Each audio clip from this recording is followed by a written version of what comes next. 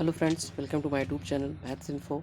तो फ्रेंड्स, आज की इस वीडियो में हम पढ़ेंगे क्लास 8th के साइंस के यहाँ पे चैप्टर नंबर 9 है। एग्जाम्पलर को हम पढ़ेंगे। चैप्टर 9 के सारे इंपॉर्टेंट पॉइंट्स हमने कवर कर लिए थे। अब हम एग्जाम्पलर्स के क्वेश्चन को देखते हैं, क्योंकि यहाँ से भी क्वेश्चन पूछे आते हैं। ठीक है, एक्सरसाइज के क्वेश्चन मैंने आपको करा दिए थे। चलिए, पहला क्वेश्चन हम देखते हैं कि जनन प्रक्रिया संबंधी शब्दों के कुछ सेट नीचे दिए गए हैं। गलत समूह को सेट को चयन कीजिए।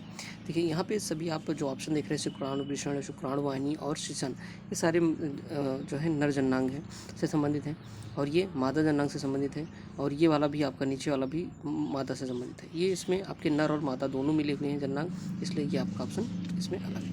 आगे चलते हैं। मानव में निषेचित अंडे का परिवर्तन कहाँ पर होता है? तो ये जो परिवर्तन होता है इसका, ये कहाँ पे होता है? आपका अंडाशय में होता है। ठीक है, नीचे दिए गए जंतु की सूची में मुर्गी फीमेल जंतु है, इसका कारण बताइए। क्योंकि जो मुर्गी होती है, मानव, गाय, कुत्ता और मुर्गी, इसमें से जो आपका मुर्गी है वो क्या है? अंडप्रज्जक है, अंडे को जन्म देती है। ठीक है, जिन प्राणियों की बाह्य निषेचन होता है उनमें से बड़ी संख्या में युग्मक उत्पन्न होते हैं। क्यों? क्योंकि निषेचन के बेहतर अवसर होते हैं। ये मैंने आपको बताया था जब चैप्टर को पढ़ा रहा था ये वाला, तो मैंने बताया था कि जैसे अंडा वो मेढक है, मेढक बहुत सारे अंडे देता है, लाखों की संख्या में अंडे देता है, सैकड़ों। ठीक है, क्यों? क्योंकि उसमें बहुत सारे अंडे वेस्ट हो जाते हैं, जल में देता है ना, तो वेस्ट हो जाते हैं, कुछ जानवर खा लेते हैं, तो कुछ अंडे ऐसे बच सकें जिससे कि निषेचन हो सके, इसलिए बहुत सारे अंडे देती है। मुकुलन किस में होता है? मुकुलन हाइड्रा में होता है। अमीबा में क्या होता है? द्विखंडन होता है। ये मैंने आपको प्रोसेस बताया था जब इस चैप्टर को पढ़ाया हुआ था। निम्नलिखित में से कौन सा कथन सही है? मानव के जनन के बारे में कौन सा सही है? तो मानव जनन जो होता है निषेचन स्त्री के भीतर होता है।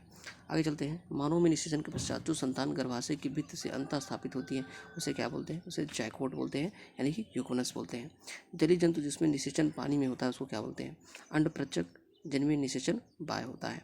ठीक है, जो पानी में निषेचन होता है उसको क्या बोलते हैं? अंडप्रज्जक को अंडे देते हैं और उनमें निषेचन बाह्य होता है। निषेचन के पश्चात जो कोशिका एक नए जीव को जन्म उत्पन्न करती है उसे क्या बोलते हैं? यूगोनस बोलते हैं। यूगोनस से ही नई कोशिका का जन्म होता है। ठीक है, भ्रूण बनते हैं।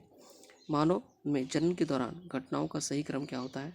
तो मानव में जनन के दौरान घटनाओं का जो सही क्रम होता है वो क्या होता है? युग्मक, पहले युग्मक होते हैं, नर युग्मक और मादा युग्मक।